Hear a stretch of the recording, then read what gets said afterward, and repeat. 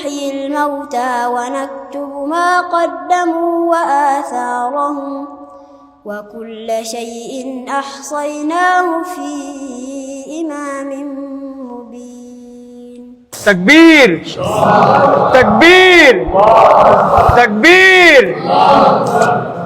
আমরা উগান্ডাকে নিয়ে টল করতে পছন্দ করি, অনেক তরুণরা বিশেষ করে, কিন্তু উগান্ডা আসলে অনেক কিছুই আছে যেটা আমাদের জ্ঞানের খোরাক যোগায়, যেটা আমাদের ভাবনার খোরাক যোগায়।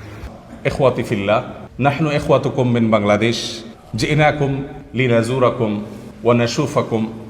আলহামদুলিল্লাহ, আল্লাহ তাআলার অশেষ মেহেরবানি, আমাদের সুদূর বাংলাদেশ থেকে হাজার হাজার কিলোমিটার দূরে বাংলাদেশি কমিউনিটি একটি ইসলামিক প্রোগ্রামের আয়োজন করেছেন। সেই প্রোগ্রামে সামিল হওয়ার জন্য আমি, আমাদের শেখ আব্দুল্লাহ সাইফুল্লাহ ভাই সহ আফ্রিকার উগান্ডায় আমরা এসেছি। উগান্ডার রাজধানী কাম্পালার খুব কাছাকাছি একটি মাদ্রাসা আমরা এসেছি। যে মাদ্রাসায় এসেছি সেই মাদ্রাসার নাম হলো দারুল ইসলামিয়া মাদ্রাসা এবং হেফজখানা। কয়েকটি বাচ্চার তেলাওয়াত শুনে মুগ্ধ হয়েছে আলহামদুলিল্লাহ। আব্দুল বাসেত, মাশাআল্লাহ।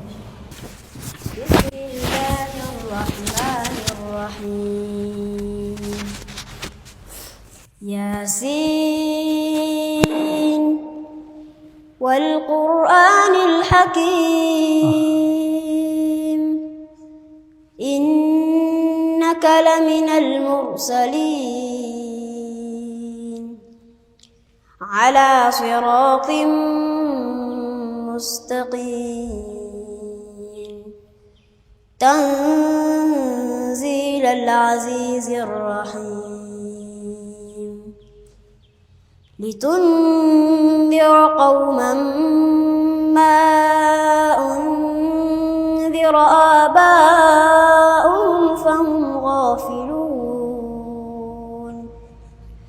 لقد حق القول على أكثرهم فهم لا يؤمنون إنا جعلنا في أعناقهم أغلالا فهي إلى الأذقان فهم مقمحون وجعلنا من بين أيديهم سدا ومن خلفهم سدا فأغشيناهم فهم لا يبصرون وسواء عليهم أأنذرتهم أم لم تنذرهم لا يؤمنون إنما تنذر من اتبع الذكر وخشي الرحمن بالغيب فبشره بمغفرة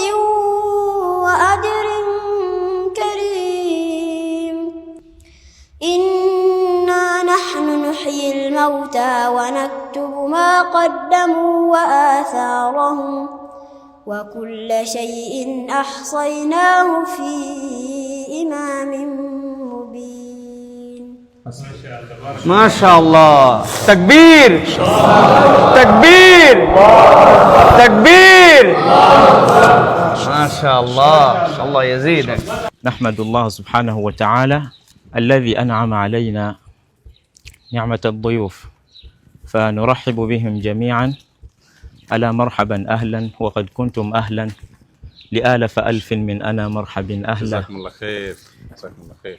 لما دخلنا في أفريقيا وفي أوغندا وفي كينيا كنا نشعر بأننا دخلنا في دولة ليست دولتنا، لكن لما دخلنا هناك شعرنا كأننا دخلنا في بلادنا في إخوتنا في أهلنا. এই মাদ্রাসা প্রতিষ্ঠিত হয়েছে 2014-তে এবং 11 বছরে এই মাদ্রাসা থেকে শতাধিক হাফেজ হিফজ সম্পন্ন করেছে। 11 বছরের মধ্যে শতাধিক হাফেজ হিফজ সম্পন্ন করাটা খুব চমৎকৃত হওয়ার মতো বিষয়, সাধারণ কোনো বিষয় না। আমাদের দেশে মানে এত বেশি গ্রোথ আসলে মাদ্রাসাগুলোতে আমাদের দেশে পাওয়া যায় না সচরাচর। এবং এখানে 250 স্টুডেন্ট মাদ্রাসার। এখন মাদ্রাসা বন্ধ, সেজন্য এখানে 60-70 জন ছাত্র মাদ্রাসা উপস্থিত আছেন। ওলামা ইকরাম যারা আছেন, পরিচালনা করছেন, তাদের কেউ কেউ মদিনা ইউনিভার্সিটি থেকে পড়াশোনা করেছেন, কেউ কেউ আরও বিভিন্ন দেশ থেকে পড়াশোনা করে এসেছেন। আমাদের যে ভাই আমাদের সাথে কথা বলছেন, তিনি এখানে জন্মগ্রহণ করেছেন, এটাই তার গ্রাম, এটাই তার জন্মস্থান, এখানে এই দিনী প্রতিষ্ঠান তিনি গড়ে তুলেছেন। এরকম আরও বহু দিনী প্রতিষ্ঠান এখানে আছে আলহামদুলিল্লাহ, যেটা হয়তো আমরা অনেকে জানি না। এখানে দাওয়াতি কাজের অবারিত সম্ভাবনা আছে। এখানে বিভিন্নভাবে আমরা সেবামূলক দাওয়াতি কাজ যার যার জায়গায় সাধ্য মোতাবেক আমরা করতে পারি, সেই সুযোগটা এখানে আছে আলহামদুলিল্লাহ। أعوذ بالله من الشيطان الرجيم. بسم الله الرحمن الرحيم.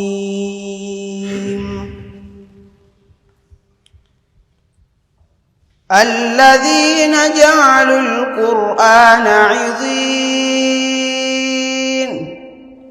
فوربك لنسألنهم أجمعين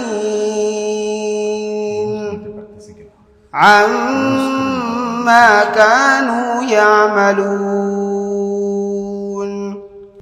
فاصدع بما تؤمر وأعرض عن المشركين إنا كفيناك المستهزئين الذين يجعلون مع الله إلها آخر فسوف يعلمون ولقد نعلم أنك يضيق صدرك بما يقولون فسبح بحمد ربك وقم من الساجدين واعبد ربك حتى يأتيك اليقين. إخواتي في الله، نحن إخوتكم من بنغلاديش، جئناكم لنزوركم ونشوفكم. لا بد عليكم أن تكونوا علماء متميزين ودعاة بارزين. على رأسكم هم عظيم ألا وهو الدعوة إلى الله سبحانه وتعالى، الدعوة إلى التوحيد والسنة في أنحاء أفريقيا بل في أنحاء العالم كلها. إن شاء الله. naga musanyufu nnyo era basanyufu okubeera nga babadde bawulira Uganda, bawulira bulungi abantu abasoma ekitabo kya Allah, basoma eddiini, abasoma ilmu, naye nga tebafunanga chance basinkanako nakubalaba, naye ne bagamba nti lwaliro Allah basobozesezza babeera nga babalabyeko. Qulu alhamdulillah, মাশাআল্লাহ। আল্লাহর মেহেরবানিতে আমরা এখানে এসে যেটা দেখেছি, এখানে মানুষের মধ্যে ডিসিপ্লিন কোনো ক্ষেত্রে কোনো সেক্টরে আমাদের দেশের চাইতে অনেক সুন্দর চোখে পড়ার মতো। যেমন দীর্ঘ জ্যামের মধ্যে বসে থাকলেও সবাই চুপচাপ বসে থাকছে, হর্ন বাজাবাজি করছে না, ডিসিপ্লিন খুব মেনটেন করে রাস্তাঘাটে চলছে, সব জায়গায় চলছে, এয়ারপোর্ট থেকে নিয়ে প্রত্যেকটা জায়গায় আমরা দেখেছি যে তুলনামূলক পাবলিক প্লেসগুলোতে মানুষ অনেক বেশি ডিসিপ্লিন মেনটেন করে চলছে। নেগেটিভ অনেক দিক থাকতে পারে, কিন্তু পজিটিভ এই জিনিসগুলো আমাদের চোখে পড়েছে। আমরা একটা জিনিস দেখেছি খুবই গুরুত্বপূর্ণ, আমাদের দেশে নির্বাচনী পোস্টারে বা রাজনৈতিক প্রচারণায়, এমনকি ধর্মীয় প্রচারণায়, ওয়াজ মাহফিলের পোস্টার ইত্যাদি দিয়ে যত্রতত্র আমরা ছেয়ে ফেলি। এখানে আমরা দেখেছি যে সামনে নির্বাচন, যারা ইলেকশন করবেন তারা তাদের ছবি সম্বলিত পোস্টার নির্দিষ্ট জায়গায় তারা সেটে রাখছেন এবং খুবই গোছানো এবং ওয়েল প্ল্যানেড, সোজা কথা, যেটা মুগ্ধ করবার মতো। এবং আরও অনেক জিনিস আছে যে জিনিসগুলো আসলে চোখে পড়ার মতো এবং মুগ্ধ হওয়ার মতো। এখানে মুসলমান যারা আছেন তাদের সংখ্যা প্রায় 30%-এর বেশি মুসলমান এদেশের স্থানীয় আছেন। আমাদের যে ভাই আমাদের সাথে কথা বলছেন তিনি এখানে জন্মগ্রহণ করেছেন, এটাই তার গ্রাম, এটাই তার জন্মস্থান। এখানে বিভিন্নভাবে আমরা সেবামূলক দাওয়াতি কাজ যার যার জায়গায় সাধ্য মোতাবেক আমরা করতে পারি, সেই সুযোগটা এখানে আছে আলহামদুলিল্লাহ। তো বারবার করে তিনি আমরা যারা এসেছি আমাদেরকে ওয়েলকাম করছেন, ধন্যবাদ জানাচ্ছেন, শুকরিয়া জ্ঞাপন করছেন। এ হলো মোটামুটি তিনি যা বলেছেন তার সারসংক্ষেপ। পাশাপাশি আমি আরও কিছু কথা অ্যাড করে আপনাদের সামনে পেশ করলাম। জাযাকুমুল্লাহ খাইর, বারাকাল্লাহু ফিকুম। আস-সুন্নাহ ফাউন্ডেশন, উম্মার স্বার্থে সুন্নাহর সাথে।